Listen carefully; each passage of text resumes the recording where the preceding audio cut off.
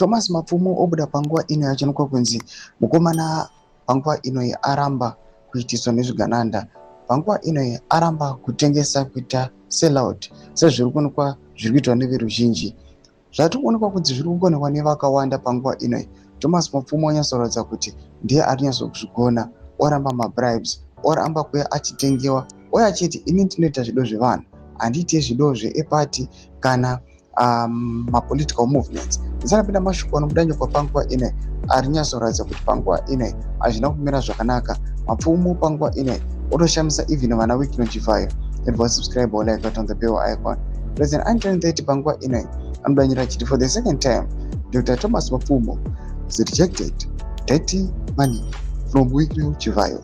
Mnangagwa Sadc. Dr. Mapfumo is a true hero, while nearly every church and prophet in Zimbabwe has gladly accepted these proceeds of theft. Normal developments are kuda panguva ino ari kuonekwa kunzi aiwa vakomana anti 2030 oya achiacknowledge Thomas Mapfumo achiti aiwa zvaita izvi zviri kuonekwa neveruzhinji.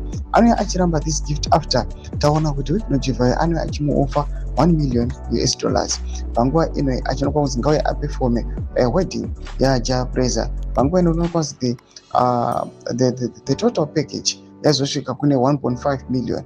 But unoonekwa kunzi this is not the first time. Mapfumo akamboofewa again motor vehicle nemari Chivhayo, and he turned down the offer akaramba. Panguva ino oofewa again mazakwatira emari anosvika mamillion.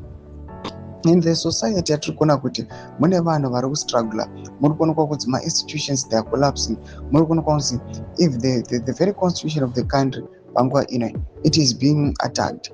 Though the same country atoona kuti maphilanthropists vakaenda sina Chivhayo vanenge vachiofa mazakwatira emari kune vanhu vaanoselecta zvavo, asi kuchinokwa kunzi the rest of the citizens they will be struggling.